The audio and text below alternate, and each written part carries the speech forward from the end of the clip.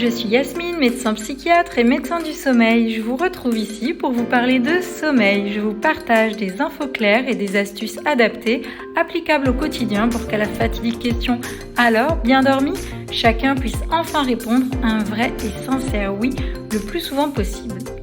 Le sommeil est un phénomène global et a un fonctionnement complexe qui bien évidemment ne se résume pas à 5 comportements. Mais les 5 comportements dont j'ai choisi de vous parler aujourd'hui me semblent primordiaux pour obtenir ce qui nous intéresse aujourd'hui, à savoir s'endormir plus facilement. On va donc commencer par le premier point. La première chose pour s'endormir facilement le soir, c'est avoir été suffisamment fatigué par sa journée. Être actif tout au long de votre journée va favoriser l'accumulation d'adénosine, molécule présente dans votre cerveau et qui, en se fixant aux récepteurs cérébraux, va progressivement ralentir l'activité nerveuse et amener la somnolence. Et donc, cette accumulation d'adénosine va augmenter votre pression de sommeil au fil de la journée pour que celle-ci soit maximale au moment crucial du coucher. Et là, la durée d'endormissement considérée comme standard, c'est-à-dire pour atteindre un sommeil lent léger de stade 2 est de 20 minutes environ. Comment être suffisamment actif tout au long de votre journée ? Alors ça passe par l'addition de petites ou de grandes actions. Certains vont sortir faire du sport ou iront au travail en vélo, quand d'autres iront faire les courses pour toute la famille, le grand ménage de printemps ou prendre les escaliers plutôt que l'ascenseur. Une chose est sûre, c'est que rester sur votre canapé toute la journée parce que vous êtes fatigué d'avoir fait une insomnie la nuit précédente, ça ne vous rendra pas service pour mieux dormir la nuit suivante. Donc, il faut bouger. Voilà, pour cette première chose. Ensuite, deuxième comportement à adopter pour s'endormir plus facilement, avoir un rythme de vie régulier, ou en tout cas essayer qu'il soit relativement régulier. Pourquoi ? Pour donner des repères fixes à votre horloge biologique. En fait, la physiologie du corps en ce qui concerne le sommeil est réglée sur 24 heures. Et le corps est autonome et sait quelles hormones il doit sécréter en fonction de l'heure de la journée. Le matin, il sécrète le cortisol pour être stimulé et prêt à affronter sa journée. Le soir, il sécrète la mélatonine, l'hormone du sommeil, pour, en plus de la pression de sommeil dont on vient de parler, favoriser la baisse d'activation et l'effet de sédation pour vous aider à vous endormir. Pour que ces sécrétions hormonales, neuro-hormonales soient optimales, votre corps doit recevoir des informations cohérentes et régulières, d'où les conseils classiques de régularité des horaires de lever et de coucher, surtout l'heure de lever, puisque l'heure de coucher en découle naturellement si vous écoutez votre corps. Et ça, on le verra dans le dernier point. Ce qui aide aussi à donner des repères à votre corps, ça va être de bien vous exposer à la lumière naturelle dès le matin. Soit en allant au travail en marchant, soit en sortant faire une balade matinale faire une balade matinale à votre chien, etc. Mais en tout cas, prendre la lumière naturelle. Et être attentif, à l'inverse, le soir, à tamiser les lumières chez vous.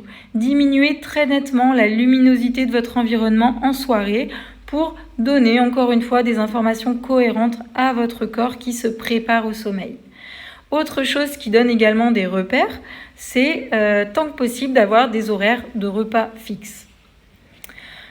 En fait, tout ça, ce sont des synchroniseurs externes qui vont optimiser le fonctionnement de votre physiologie interne. Le troisième comportement à adopter pour un endormissement facilité, c'est l'hygiène de vie. Alors j'entends par là aujourd'hui tout ce qui concerne la consommation de café, tabac, autres psychostimulants ou encore alcool, composition de votre repas du soir. Et je vous dis pas du tout qu'il faut tout changer d'un coup, mais en tout cas soyez attentifs, posez-vous des questions sur par exemple l'heure de votre dernier café, idéalement pas après 14-15 heures, mais encore une fois ça dépend des gens.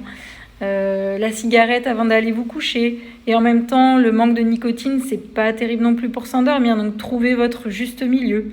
Observez aussi votre consommation d'alcool qui certes sédate, mais donc sédate et peut aider à s'endormir, mais qui altère la qualité du sommeil et donc favorise la fatigue le lendemain. Et puis aussi le repas du soir qui doit être ni trop ni trop peu.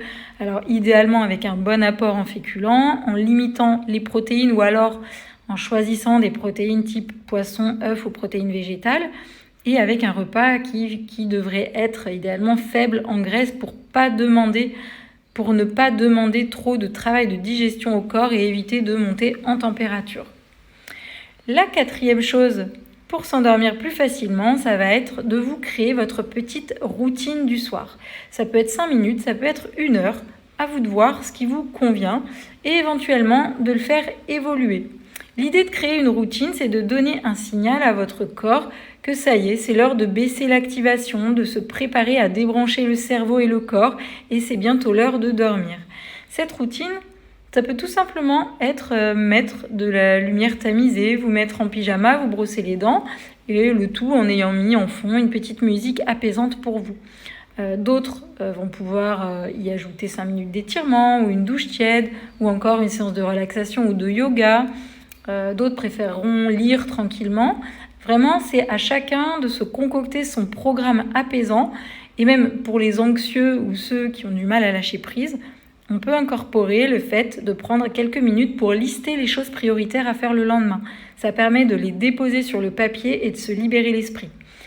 Bien sûr, la chose à éviter, ça va être l'exposition aux écrans dans la mesure du possible. Une fois que cette routine est installée, c'est un petit peu comme un conditionnement. Vous n'avez plus à y réfléchir, ça devient automatique. Vous faites votre petit enchaînement d'actions habituelles qui vous mènent naturellement vers le sommeil. Ça demande un petit peu de persévérance au départ parce qu'il faut environ 3 semaines pour qu'un nouveau comportement devienne plus fluide, plus naturel. Mais le léger inconfort des débuts apportera un grand réconfort si ça vous aide à mieux vous endormir. Donc ça vaut le coup d'essayer.